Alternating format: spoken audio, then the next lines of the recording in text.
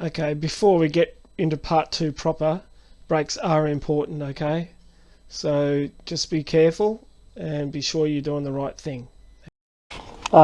Greetings everyone.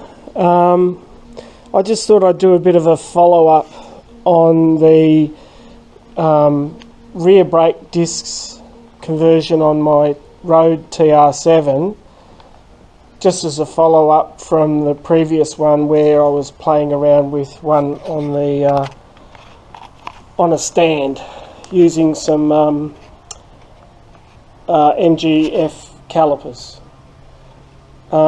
This particular rotor is off an E39 BMW.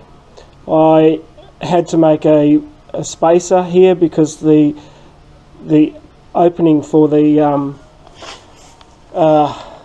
disc to fit on the hub was too large. It's also a 5 stud rotor, which I had to drill extra holes. But this was my initial iteration using a different set of calipers again to what I've got mounted now. This is how the MG calipers work.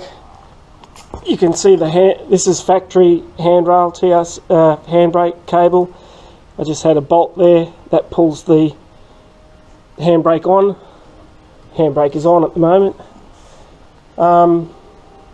There's a little bit of a line-up difference, but it works really well. You might be wondering what this strap here is. I mounted that strap there to limit how far the axle will drop, because at full droop the spring can come loose. I just put this strap on. It's just throwaway tie-down material. I drilled a hole up in here, tapped the thread, put a nut on it, welded that on, and then do the bolt up through that nut. That's all, nothing real special. I'll go to the front. You might be wondering if I'm over braking the car by putting discs on the back compared to the factory being drums.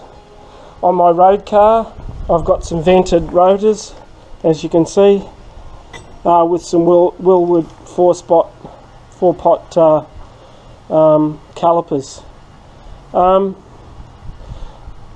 With the upgraded front brakes, I got away with putting discs on the back. I think you might have a problem if you just have the front TR7 with over braking the rear, but with this extra braking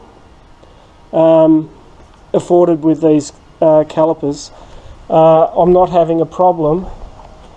And I'll just get this light. I'm running just the factory proportioning valve. So really it was just a swap straight over, and I'm not having any problem at all with rear wheel lockup. As I say, this is my road car. You might notice here this is a little bit different. I made my own coilovers. These are just some, I can't remember the poundage, 350 pound. These come from a Honda Civic. The perch, these springs are loose. It sits on a cap, and that goes up into a boss through there. What I've done initially, the holding studs are rotated round here. That only gave me camber, but I've rotated at 45 degrees, which gives me a little bit of caster and a little bit of camber, and it works really, really well. You know, I can raise the car up and down, whatever I want to do. On the other side gives you another view, I guess. Just a quick squiz over the car. Sprint engine, nothing special in that. It's just just standard. a really good high quality electric fan that really pulls a lot of air through. I'll go back to the rear of the car again. As I say, with the if I was doing this again, I wouldn't. These E39, it was by happen chance I bought these ones. My second lot I bought E30, which is on the other video, have the four stud pattern, which I only needed to elongate the holes just a little bit through the disc for it to fit. I made my own bracket. I'll see if you can see that. I'll get my light, hang on.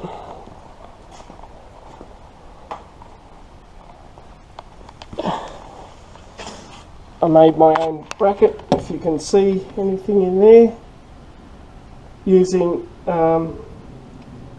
of the holes of the 4 holes that holds the axle into the housing.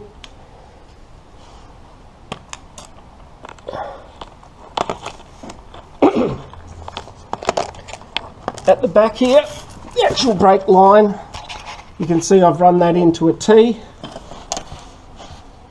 Sorry for the shakiness. I've run that into a T, and then one line to a flexible fitting into the brakes with the handbrake, and the other end of that flexible line goes to the other side, as you can see there.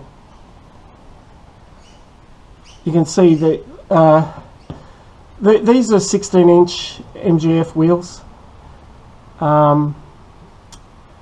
Using MGF rotor and the MGF caliper on the original axle, which is still sitting on a stand, it just fits inside a standard 13-inch rim, but only just. But if you're going to this sort of upgrade, well, I think it's an upgrade, you're probably going to some 15-inch wheels as a minimum. You get a much bigger choice of tyre. Anyway, what else is there to say?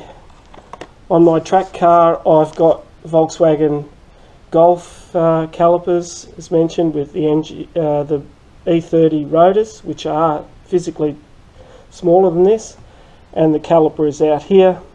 Handbrake comes around the back, and then I connect it into the but handbrake on a track car, it's only just to stop it rolling away on a flat track anyway. This thing here, the handbrake works really well.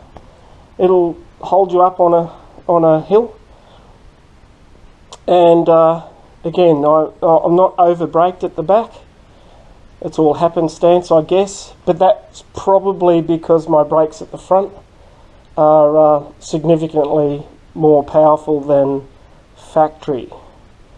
The reason I did the disc brake, apart from wanting to do it, is the drums I had were out of spec.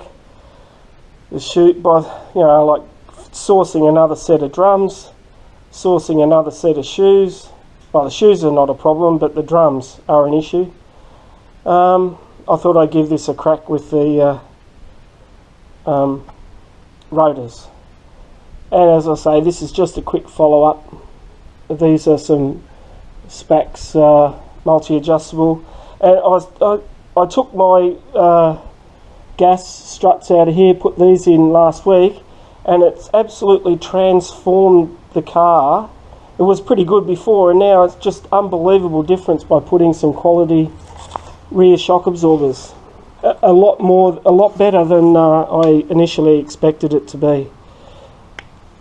Bit of good luck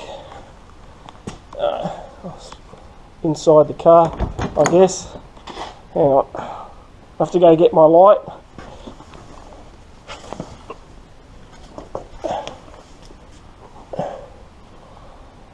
Yeah, just pretty standard. I run an air-fuel ratio gauge.